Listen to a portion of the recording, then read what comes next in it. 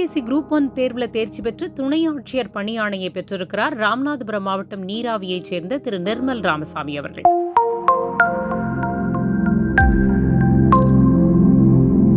எல்லாருக்கும் வணக்கம். என்னுடைய பெயர் ஆர் நிர்மல் ராமசாமி. நடந்து முடிந்த குரூப் 1 தேர்வில் ரேங்க் 28 செக்யூர் பண்ணி டெப்டி கலெக்டர் போஸ்ட் சூஸ் பண்ணியிருக்கேன். என்விரான்மெண்ட் பார்க்கலாம். என்விரான்மெண்ட்டும் 75 mark weightage. So science and technology மாதிரியும் என்விரான்மெண்ட்லேயும் நம்ம வந்து அப்சல்யூட்டாக நம்ம கரெக்டான பாயிண்ட்ஸ் கொடுக்குறோன்னா ஈஸியாக மார்க் ஸ்கோர் பண்ணுற மாதிரியான ஏரியா.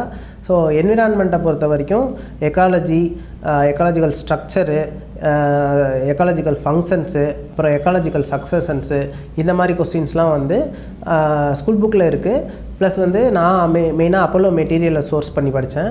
ஸோ ஒரு கொஸ்டினையும் ஒரு சிலபஸ் வரையும் ஒரு கொஸ்டினாக வந்து 10 மார்க் அளவுக்கு 15 மார்க் அளவுக்கு நான் நோட்ஸ் எடுத்து வச்சுக்கிட்டேன்.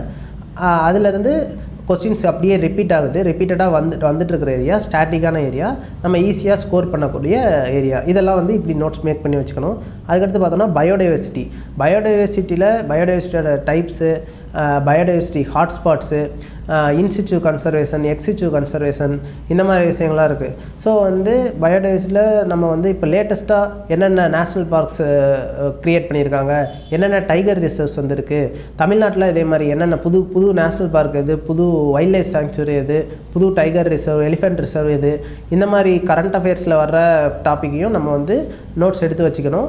இந்த மாதிரி விஷயங்களை வந்து பாக்ஸ் கண்டென்ட்டாக ஆன்சரில் டெலிவரி பண்ணுறப்போ நமக்கு வந்து மார்க்ஸ் இன்னும் நல்லா ஹையாக ஸ்கோர் பண்ணுறதுக்கு சான்சஸ் இருக்குது. அதுக்கடுத்து IUCN, international union for conservation of nature, CITES, CBD, இந்த மாதிரி ஆர்கனைசேஷன்ஸ்லாம் வந்து நம்ம வந்து ஸ்பெசிஃபிக்காக ஒரு டாப்பிக்கையும் ஒரு கொஸ்டினாக நம்ம நோட்ஸ் மேக் பண்ணி வச்சுக்கிட்டா நம்ம ஈஸியாக டெலிவர் பண்ணுறதுக்கு சரியாக இருக்கும். இதெல்லாம் வந்து நம்ம கூகுள் பண்ணி பார்த்துக்கலாம். இப்போ ரெட் டேட்டா புக்லாம் வந்து IUCN ரிலீஸ் பண்ணுறாங்க.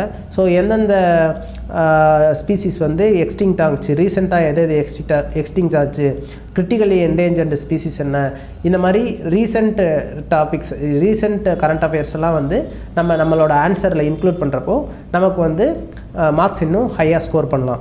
அதுக்கடுத்து பொல்யூஷனை பொறுத்த வரைக்கும் ஏரு, வாட்டரு, சாயிலு, தெர்மலு, நாய்ஸ் பொல்யூஷன் இதெல்லாம் வந்து புக்லேயே இருக்குது. ஸோ ஸ்கூல் புக்கில் என்ன இருக்கோ அதை வந்து அப்படியே நம்ம படித்து நோட்ஸ் மேக் பண்ணி அப்படியே டெலிவர் பண்ணிடலாம். ஸோ இது பொல்யூஷனை பொறுத்த வரைக்கும் கரண்ட் அஃபேர்ஸில் இப்போது ஃபார் எக்ஸாம்பிள் டெல்லி வந்து ஹைலி பொல்யூட்டடாக இருக்குது, என்ன ரீசன்ஸு, ஸோ இந்த மாதிரி கரண்ட் அஃபேர்ஸோடு மிக்ஸ் பண்ணி கேட்க சான்ஸ் இருக்குது.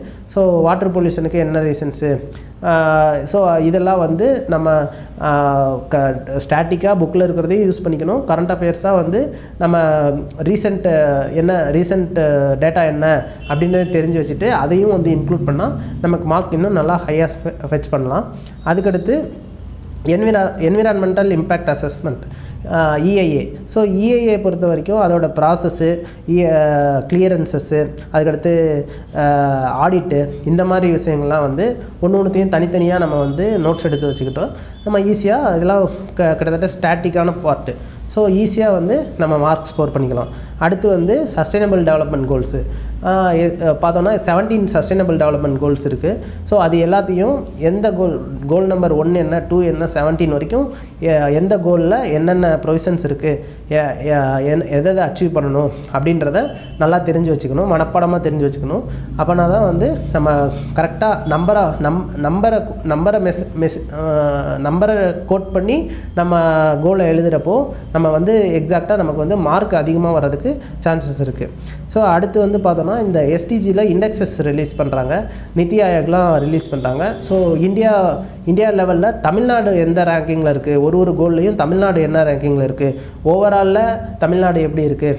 ஸோ அது நம்ம வந்து முன்னோடி மாநிலம் அப்படின்னு எழுதுறதை விட ரேங்க் 1ல் இருக்குது, ரேங்க் 2ல் இருக்குது, இந்த கோலில் ரேங்க் 1, இந்த கோலில் ரேங்க் 2 அப்படின்னு ஸ்பெசிஃபிக்காக நம்ம ஹைலைட் பண்ணி பாக்ஸ் கண்டென்ட்டில் எழுதுகிறப்போ நமக்கு இன்னும் மார்க் அதிகமாக ஃபெச் பண்ண சான்சஸ் இருக்குது.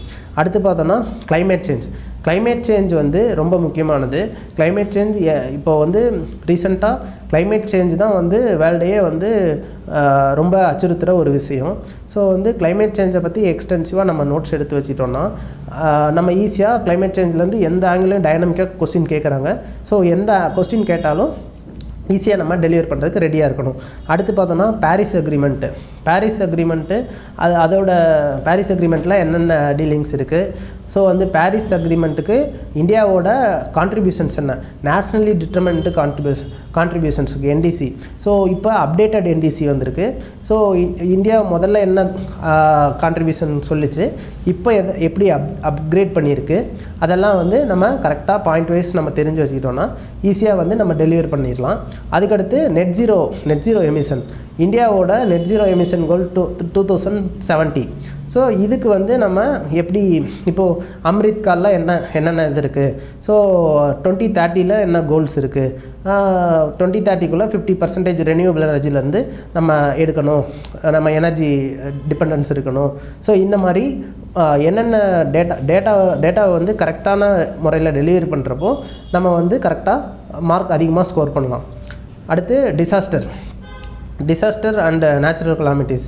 ஸோ இதில் வந்து பார்த்தோன்னா நேச்சுரல் டிசாஸ்டர்ஸும் இருக்குது, மேன்மேட் டிசாஸ்டர்ஸும் இருக்குது. நேச்சுரலை பொறுத்த வரைக்கும் எர்த்குவேக்கு, சுனாமி, சைக்ளோன்ஸு, இந்த மாதிரி விஷயங்கள்லாம் இருக்குது. ஸோ ஒன்றுத்தையும் ஒரு டிசாஸ்டரையும் அதோட காசஸ் என்ன, கான்சிக்வன்ஸ் என்ன, நம்ம என்ன மெஷர்ஸ் எடுக்கணும் அப்படின்றத நம்ம நல்லா தெரிஞ்சு வச்சுக்கணும். அதே மாதிரி மேன்மேட் டிசாஸ்டர்ஸை பொறுத்த வரைக்கும் நியூக்ளியர் பவர் ஸ்டேஷன் வந்து இதாகிறது, லைக் செர்னோபைல் இன்சிடெண்ட்டு, அதுக்கடுத்து போபால் கேஸ் ட்ராஜடி, இந்த மாதிரி எல்ஜி பாலிமர்ஸு, இந்த மாதிரியான விஷயங்கள்லாம் வந்து ஒரு கொஸ்டினாக நம்ம மேக் பண்ணி வச்சுக்கிட்டோன்னா, ஆன்சர் நோட்ஸ் மேக் பண்ணி வச்சுக்கிட்டோன்னா நமக்கு வந்து ஈஸியாக இருக்கும். அதுக்கடுத்து Sendai frame work, disaster and natural கலாமிட்டிஸில் செண்டாய் ஃப்ரேம் ஒர்க் ரொம்ப முக்கியம். So Sendai frame work 2015 to 2030 என்னென்ன மெத்தட்ஸ், என்னென்ன அந்த ஃப்ரேம் ஒர்க்கில் என்னென்ன ப்ரொவிஷன்ஸ் இருக்குது அப்படின்றதெல்லாம் நம்ம தெளிவாக தெரிஞ்சுக்கிட்டோன்னா, நோட்ஸ் எடுத்து வச்சுக்கிட்டோன்னா, இந்த ஃப்ரேம் ஒர்க்ஸை டிசாஸ்டர் மேனேஜ்மெண்ட்டில் எப்படி கம்பைன் பண்ணுறது அப்படின்றதில் நம்ம வந்து எஃபெக்டிவாக யூட்டிலைஸ் பண்ணலாம். அந்த மாதிரி நம்ம கோட் பண்ணி இந்த ஃப்ரேம் ஒர்க்கை இந்த டிசாஸ்டரில் இப்படி வந்து யூட்டிலைஸ் பண்ணலாம் அப்படின்ற மாதிரி கோட் பண்ணி நம்ம சொல்லும்போது நம்ம மார்க் வந்து நல்லா ஃபெச் பண்ணிக்கலாம். இந்த வகையில் என்விரான்மெண்ட்டை அப்ரோச் பண்ணோன்னா என்விரான்மெண்ட்டில் நல்லா ஸ்கோர் ஃபெச் பண்ணலாம். வீடியோ உங்களுக்கு பிடிச்சிருந்தா லைக் பண்ணுங்கள், ஷேர் பண்ணுங்கள், சப்ஸ்கிரைப் பண்ணுங்கள், கமெண்ட் பண்ணுங்கள், பெல் ஐக்கன் ப்ரெஸ் பண்ண மறந்து போயிடாதீங்க. அப்போ தான் நாங்கள் போஸ்ட் பண்ணுற வீடியோவோட நோட்டிஃபிகேஷன் உங்களுக்கு வரும்.